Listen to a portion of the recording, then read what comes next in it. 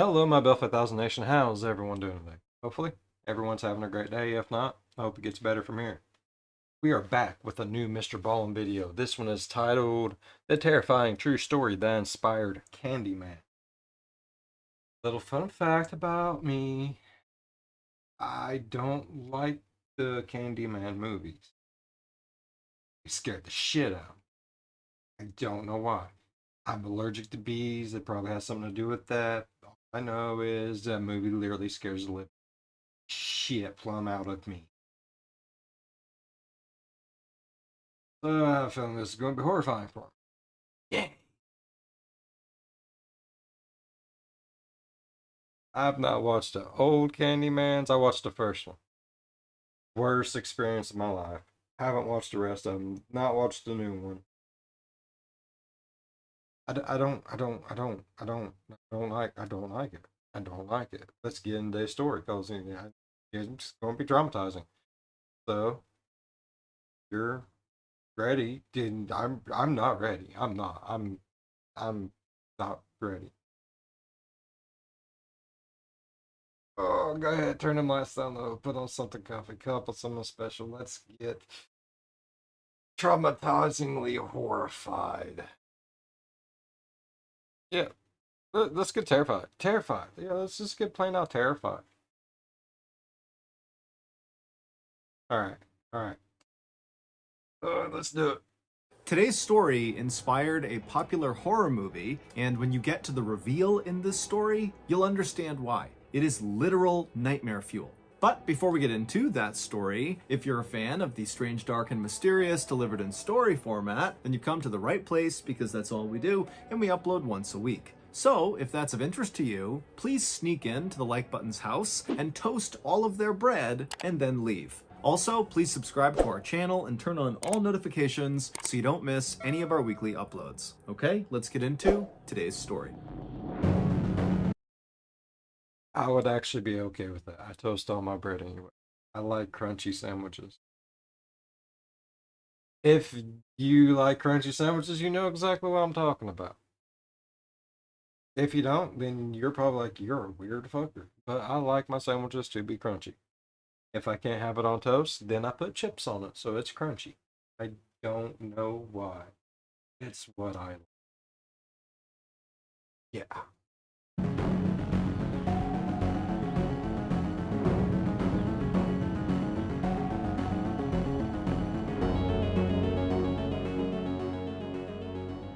One day in early January of 1987, a very strange 52 Why is it gotta be in a creepy ass bathroom?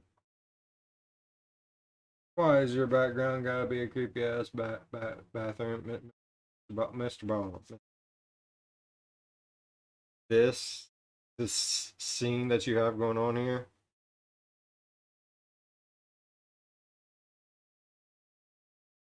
not necessary.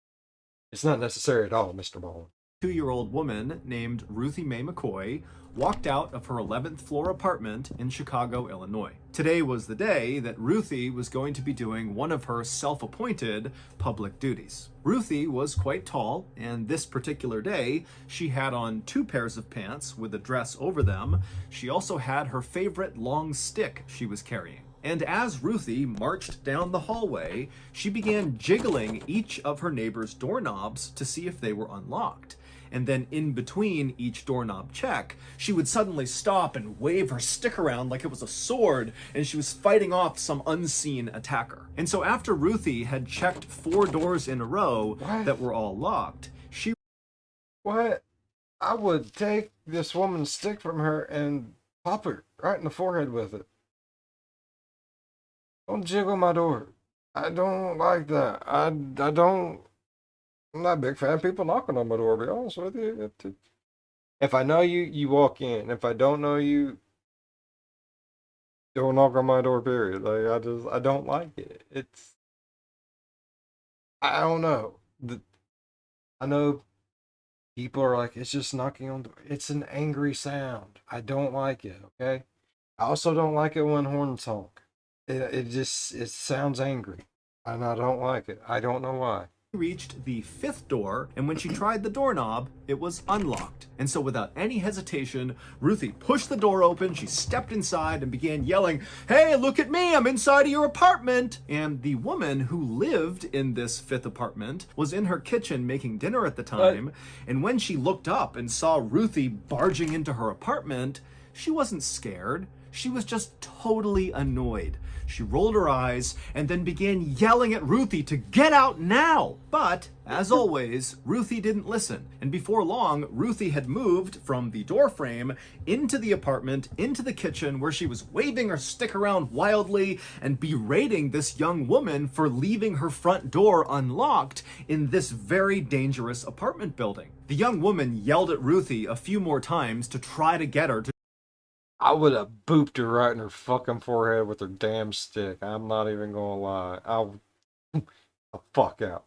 I'm sorry. I would have. just leave, but Ruthie didn't budge, and so eventually this young woman picked up the phone and called 911. It would turn out the 15-story apartment building that Ruthie and this young woman and all of their neighbors lived in was indeed a very dangerous place to leave your front door unlocked. In fact, at the time in the late 1980s, this particular apartment building was considered to be one of the most dangerous places in all of Chicago, with a murder occurring there nearly every week. Gangs basically ruled the building, which was totally falling apart and totally decrepit and had these long dark hallways that thieves and killers could hide in. And so Ruthie wasn't wrong in trying to get her neighbors to keep their doors locked, but her very hands-on approach to delivering this message was never met with appreciation from the people who lived on her floor. Instead, Hey, now that I know, I kind of let her do it. Let her fucking do it. Some people have to learn the hard way. What better way to learn than with some old woman that's just going to come in and wave a stick around and scream at you? It could be worse. It could be like some big old, like, roid rage looking motherfucker wielding a gun, talking incoherently, bibble babbly bullshit that you just don't understand, and you're just like, and now you're dead. It's like taking a pretest before, your final exam. Just to make sure you know. I respect that now. She's a hero. her neighbors viewed Ruthie as potentially more hazardous than anything Ruthie was trying to protect them from. However, in reality, Ruthie was not a threat to her neighbors. She was just totally mentally unstable and basically afraid of everything. For example, whenever Ruthie got mail, She would fit right in nowadays. Like, I'm scared of freaking everything now because of videos like this. Then, no.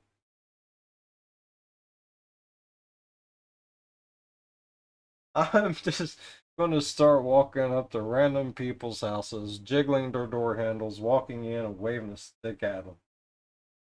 No, I'm not doing that. I'm not dumb. I'm not. That would be dumb. That would be very dumb of me. I would be dead. House 2. Somehow I made it through House 1. Like, luck at the draw type shit. House 2, dead.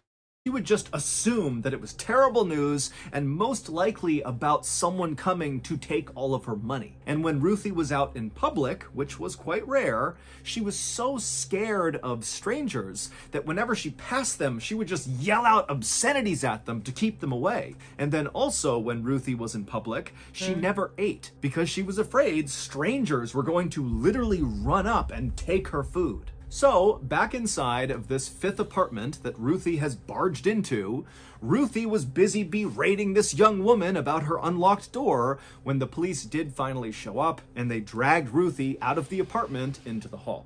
The police by this point knew Ruthie really, really well, and they were not about to arrest her. They knew she was harmless, but just kind of out of her mind. And so, like they always did in this situation, they told Ruthie to leave her neighbors alone and just go back into your apartment and mind. Now, Ruthie. I don't know your middle name. Now, Ruthie Ann, you know better than that. Take your ass on back home. Can't be out here harassing the good folk. What's wrong with you? Ruthie. Mind your own business. And Ruthie usually would mutter something under her breath about needing to increase the security in this building, but she would eventually do as she was told and she would go back home. And that was basically Ruthie's life in a nutshell. Constant fear and paranoia from living in this totally dangerous apartment building, exacerbated tenfold by her very poor mental health. But Ruthie was not content with her life. She, like virtually everybody else in this high-rise apartment building, wanted to get out and live somewhere else. Real photo of an apartment unit in the building. Holy shit. That is small. Like, if you was over here on this side. Okay. Watch. If she were to get up this way to go this way, she were to turn around, bend over, and fart, she would get blown out that window. That's not a place anyone wants to be. That's bad. That's bad for everyone involved. And have a better life. But Ruthie, like virtually everybody else living in this high-rise apartment building, did not have enough money, and so she was trapped there. But then, in February of 1987, so 1 month after busting into that woman's apartment, Ruthie got incredible news. She had recently begun going to a day program for psychiatric care at a local hospital, and the staff there had really taken a liking to her, and they were going above and beyond trying to help Ruthie kind of get her life together beyond just her mental health. And so one of the things they were doing with her was helping her apply for various government programs like disability payments. And so that month, in February, Ruthie found out that the application they had sent off for her was approved, and so Ruthie was entitled to disability payments, which meant right away she would get a check for $2,000, and then every month going forward indefinitely she would get a payment. It wouldn't be $2,000, but it would be a lot of money. Ruthie was beside herself. She could not believe her luck.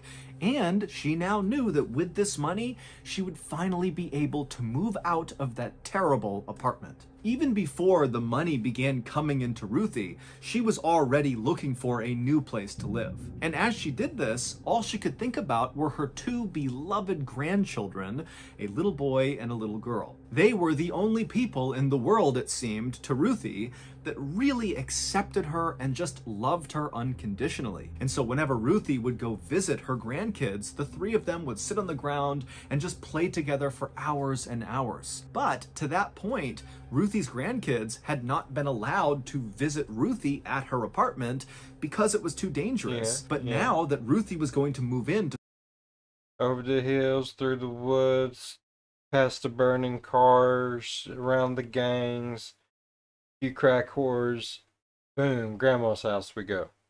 Someplace much, much safer, she knew that was going to change. She was going to see her grandkids so much more often. And this made Ruthie so happy. And this newfound happiness inside of Ruthie really motivated her to start looking at other aspects of her life and see if she could improve them. And so, as Ruthie is doing this new apartment search, she began taking classes to finally get her high school degree. She began picking up these old art projects she had kind of blown off. And also, most importantly to this story, she really began leaning into her religion, something she had not been doing for a long time. Specifically, she began tuning in to these very animated preachers that she would find on TV.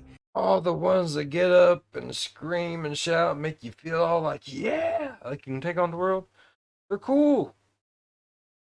I like it when they sit there and scream at me. It's amazing. And when she really liked one of them, she would write them a letter, and in this letter, she would praise them for their sermons and how incredible they were. And she would ask them to bless her with miracles. And these miracles were often just centered on her health. She wanted to look and feel young again. And some of these TV preachers, who were actually just running scams, would write back to Ruthie and say, "Of course we can bless you with your miracles, but first, send us some money." And so when I always loved how I was like, no, we're here for Jesus and to spread his word. Now send some money. That's how they always was. I used to watch them all the time before school. I don't know why. That was about the only thing on. It was either that or watch gargoyles. And that's cool when you're little, but as you get older, it's like, not so much. I'm gonna watch this. It was always entertaining. Always. And Ruthie's disability payments began coming in, even though she needed to save every penny to be able to afford moving out to start this beautiful new life with her grandkids. She still found a way to set aside some of that money and sent it off to these TV preachers. And soon, these preachers were sending things back to Ruthie. Things like a blessed piece of wood for her to sleep on, or bottles of water said to be from the holy river Jordan. These spiritual items were often accompanied with a letter from these preachers telling Ruthie that in order for them to fulfill her miracles request, she would need to keep these spiritual items close to her and also send us some more money. And so Ruthie did as she was told, and after sending off all this, That person sent me a piece of wood and tell me to sleep on it. I'm throwing that piece of wood and two toothpicks in the back to him and tell them to shove it up the ass. Because that ain't happening. money, she would excitedly wait inside of her apartment for her miracles to come true. And while she waited, she began tacking up all these newspaper articles all over her apartment of these people who miracles had happened to them, that supposedly God had fixed their teeth or eradicated a tumor in their brain or cured them of cancer. And in all of these stories, the person who the miracle happened to would describe looking in the mirror one day and just looking different. And that was the moment they knew that this miracle had occurred. And so Ruthie, believing this was bound to happen to her. I would believe it whenever, I went to the doctor and doctor said, hey, you no longer have cancer. And I'm like, gotcha. Miracle received. Maybe there's something in my eye and everything looks a little extra glowy. That doesn't mean it was a miracle. That doesn't mean there's something in my eye. I'm not trusting that.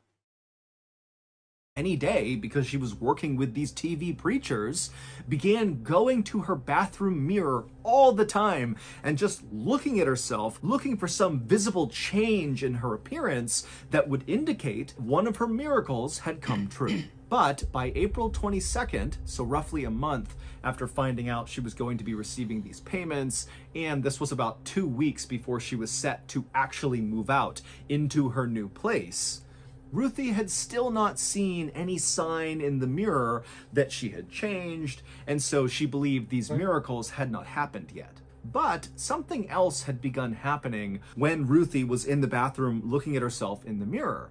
And that was, she would hear somewhere off in the distance the sound of someone talking to her. It was almost like they were whispering to her, but she couldn't quite tell what they were saying.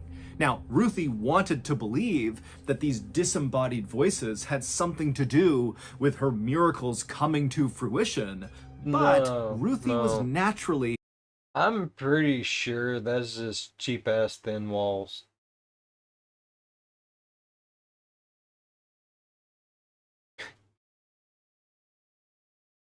Someone's in the bathroom next to him shit whispering their poo out. That's what she's hearing. It's not magical or mystical. The shit whisperer. a very paranoid and scared person, and so she couldn't help but be a little bit scared of these voices. And so that afternoon, when Ruthie was on the bus headed back home after a doctor's appointment, she told a friend on the bus about these strange whispers she was hearing, and Ruthie would also say that she felt like these whispers meant that somebody was out to get her. Now, Ruthie's friend knew Ruthie really well, and this just wasn't unusual behavior for Ruthie. Ruthie routinely thought people were out to get her, and she talked about hearing voices before in the past. And so this friend told Ruthie that, you really should tell someone about this. But deep down, this friend was not that concerned. This was kind of normal Ruthie behavior, and this couldn't be a big deal. However, it would turn out to It was Ruthie and typical. be a huge deal.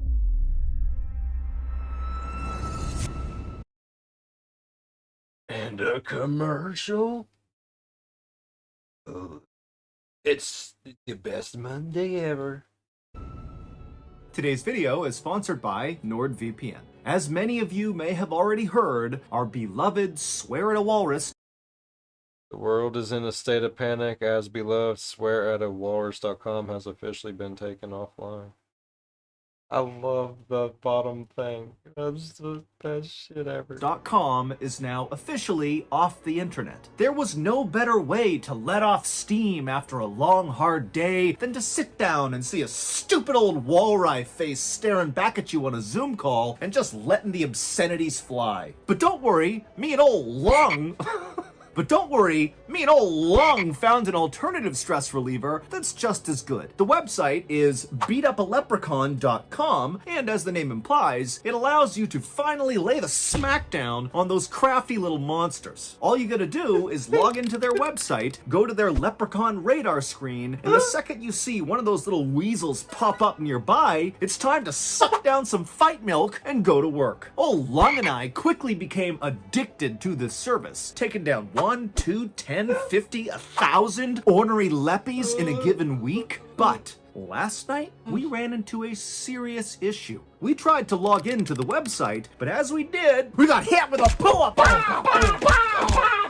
As we're laid on the ground, struggling to survive this Pua onslaught, the leppies outside heard us struggling to survive, and they took advantage. They came inside, and they laid the smackdown on us. Oh, and then God. after the dust settled, old Lungy rolled over in pain, and he croaked out, "Papa, devi iscriverti a NordVPN," which of course in Italian means, "Dad, you need to get NordVPN." And boy was old Long right. A VPN, or virtual private network, is a service that keeps you safe while browsing the internet. And NordVPN is the brand name in the VPN space. Not only will NordVPN keep your data safely behind their wall of next generation encryption, but also, most importantly, through their latest feature, Threat Protection, they will block those horrific puas that lead to leprechaun-led thrashings. So, if you're like me and old Long, and you'd rather God. beat up a leprechaun than have a leprechaun beat you up, then you need to sign up for NordVPN today. Right now, NordVPN is celebrating their birthday, and so as a result, they are offering you all a special deal. You can get a 2-year plan at a massive discount,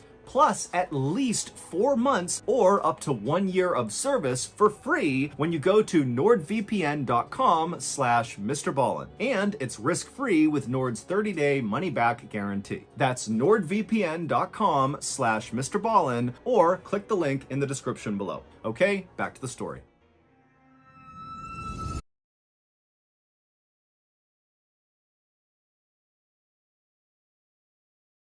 Best commercial that. Best commercial.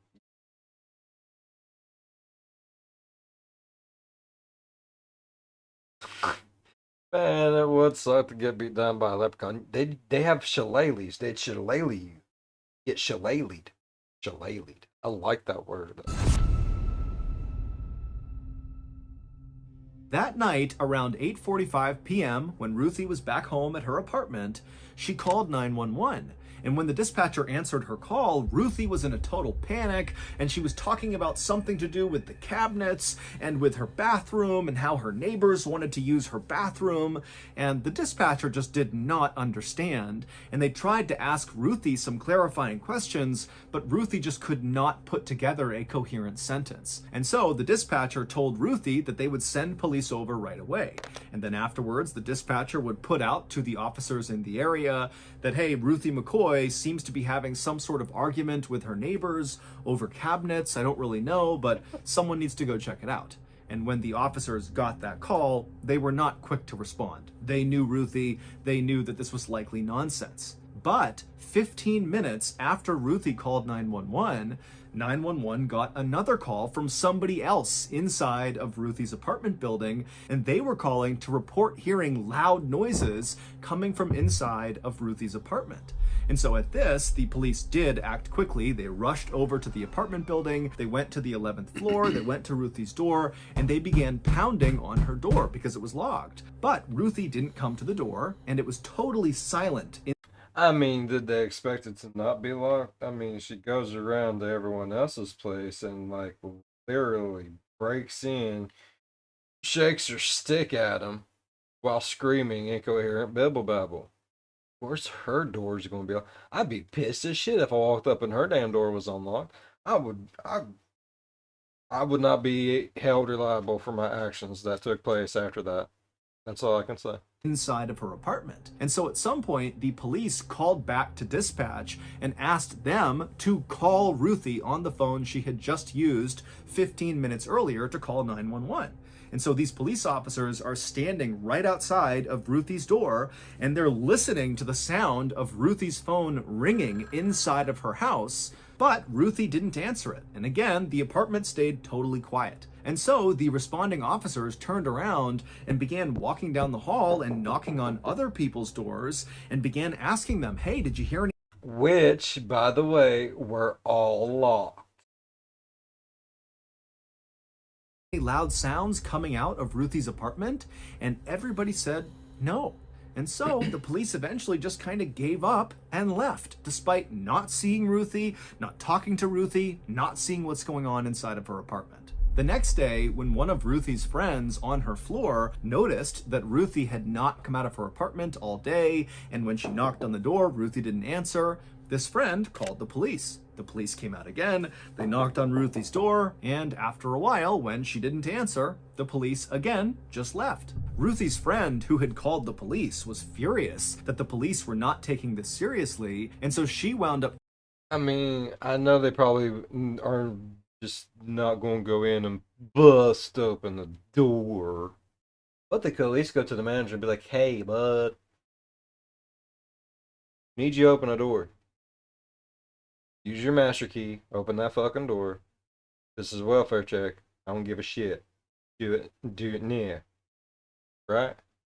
Right? Can be done. I think, maybe. Contacting maintenance of the building, and a janitor went up to the 11th floor, went to Ruthie's door, drilled through the lock, and pushed her door open. The janitor immediately yelled out for Ruthie, but there was no response, and so he stepped inside and kind of looked around, and right away he was struck by two things. One, it was a total mess inside of her apartment. There were all these religious books and pamphlets all over the ground, but as messy as the apartment looked, it also seemed weirdly empty. Like there was no TV, there was really no furniture or anywhere to sit. It was almost like this apartment had been half moved out, and then whoever was moving it out had just kind of stopped. The janitor started to get a really bad feeling about being inside of this apartment, but he mustered the courage to walk a little farther into the apartment to look into the bedroom. And when he turned the corner and looked into that bedroom, he froze, because there on the ground was Ruthie McCoy. She was lying on the ground in a pool of her own blood. She was dead. The police were called, they came out, they walked around her apartment, and they concluded that this was kind of an not a real photo of Ruthie's crime scene. Open and shut case. Ruthie must have opened her door for the wrong person who came inside and killed her. Remember, this apartment building saw one murder nearly every week, so this really was kind of routine. And just a She never showed anyone what to do if someone just knocks on the door. She didn't know what to do. She only knew the one thing. Damn. A couple of days later, the police would arrest a 19-year-old living in this apartment building named Edward Turner because he was found to be in possession of Ruthie's TV. Edward did not admit to doing anything, but the police assumed that, he must have tried to rob Ruthie, and in the course of this robbery, perhaps Ruthie had tried to fight back, at which point Edward had overpowered her and killed her. But the police did suspect that there was at least one other person involved in Ruthie's murder, so they did keep investigating. And then in June, so about a month and a half after Edward was arrested, the police began hearing this very disturbing rumor about the building where Ruthie had lived. At first, the police completely dismissed it because it sounded totally made up. But when it kept coming up over and over again, whenever they interviewed anybody in this building about Ruthie's murder, the police finally decided they had to at least look into it in order to confirm that it was not true. However, when the police looked into this rumor, they would discover that it was true, and it absolutely played a role in Ruthie's murder. Back on the night of April 22nd, 1987, so the night that Ruthie called 911 in a panic, saying something about her cabinets and her neighbors and her bathroom, well, what had really happened is Ruth was home around 8:45 when she heard this loud banging sound coming from her bathroom. And then before she could go over and inspect the bathroom, her bathroom door flung open, and standing in the doorway was this dark, tall figure who just suddenly took off running through her apartment, out her front door, out into the hallway. Ruthie was so startled she had no idea what to make of it. She knew that sometimes she saw things that weren't real, and so she likely struggled to figure out, did that really happen? Am I dreaming? Am I hallucinating? What's going on? And so with all these thoughts going through her head, she called 911 to get help, but she couldn't quite describe what had even happened. And so that's why she began rambling about how her neighbors wanted to use her bathroom and the cabinets were somehow involved. It was all very confusing. And so the dispatcher obviously didn't understand what was going on, but they told Ruthie, okay, I'll pass this along and the police will be out soon. And so as Ruthie is waiting for the police to show up, she wanders over to the bathroom where this dark figure has appeared, and she walks inside and she looks at where her mirror had been above her sink. The mirror that she had spent so many hours looking into, hoping for signs of a miracle, and the mirror was gone. And in its place was this big dark hole on the wall, almost like an entrance to a dark tunnel. And as Ruthie is staring at this void, she sees these two dark hands emerge from underneath that come out of the hole and grip onto her sink. And then eyes pop up and a man's head pops up, and then he uses his arms, which are clutched onto the sink, to pull himself up and out of the hole in her wall, where he plopped down on the bathroom floor and then stood up and stared at Ruthie. And then everything after that point would have happened really fast. Ruthie likely began screaming, at which point the first man, the dark figure that had run out into the hallway and prompted Ruthie to call 911, he must have heard Ruthie screaming, and so he came running back in through the front door into Ruthie's apartment with a jacket over his head, and then at some point he or the other man who had come out of the hole in the wall yelled at Ruthie to get down on the ground. Maybe she didn't comply, maybe she did, but after that, 4 gunshots rang out. All 4 shots hit Ruthie. However, these 4 shots did not kill Ruthie right away. And so Ruthie was very alive as these 2 men stole her TV, they stole her rocking chair and some other things, and Ruthie was almost certainly still alive when the police did.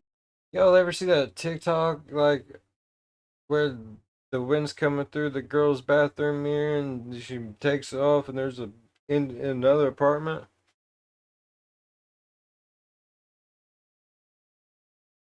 She could have ran into some of that shit. She could have ran into some of that shit when she went through that little hole in the wall in the bathroom. Like a dummy. She could have died.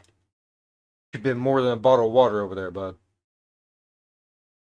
Did finally show up and began knocking on her door and calling her phone, but she was bleeding to death. She couldn't move, she couldn't make a sound, but the police just abandoned her, at which point she did die. It would turn out that disturbing rumor that the police heard about this apartment building was that apparently people in this building had learned that you could pull off your mirror inside of your bathroom and literally climb into the walls. And from that point, you could basically wander all over this building and then punch other people's mirrors in their bathrooms in, and then climb through that hole and do whatever you wanted to the people inside of that apartment. And so when Ruthie began hearing those whispers when she was in her bathroom looking at the mirror hoping for a miracle, those were the sounds of thieves and killers and criminals slinking about her wall. Detectives speculated that the 2 men who killed Ruthie likely found out about her disability payments and decided to rob her. However, the two men that police arrested, the 19-year-old Edward Turner, who was found in possession of Yeah. her TV, and this other man who was also arrested, were ultimately acquitted because there were so many people crawling through the walls all day and night inside of this building that there was no way to prove that those two were the ones who actually went in and killed Ruthie. To this day, no one else has ever been charged with Ruthie's murder. What happened to Ruthie became the basis for the very popular horror movie called The Candyman, starring Tony Todd. So that's going to do it. If you got something out of today's The one thing I did not get out of this episode is the bees. Where was the bees? I preferred this story than the Candyman story because there was no bees. I appreciate that, MrBallen. Thank you so much. Have a great day. All right. I really enjoyed that. I'm very glad that wasn't Candyman esque. It was Candyman like Candyman Project Edition. It happens. All right. I really enjoyed today's story. That was nice. That was fun. That was entertaining. Vince, I didn't know where we was going. Moment. And he said, it's coming through the door. It's like, no, that's up there. That's a fear. Like, it is. I don't want to die in the bathroom. I don't want to be sitting on the shitter or something come through the toilet and kill me. I don't want to be brushing my teeth, something come through the mirror and kill me. I don't want none of that. None of it. I want no part. Any of that whatsoever. Alright. If y'all enjoyed today's video as much as I did, please think about going down there and, ever so tenderly pressing that like button until it turns a different color and says you like me. Because, you do, and you want to show it by doing that. And I respect you for that 100%. And if you're a fan of the spooky, scary, strange, deranged things that just terrify the living shit out of you, but not as bad as what, you think it's going to, think about subscribing. We'll get through it together. Maybe holding each other, crying, laughing, laughing while crying. Might even be a little poo. Never know. Oh, there's definitely going to be poo. I'll shit over. I'll see y'all in the next one. Bye bye.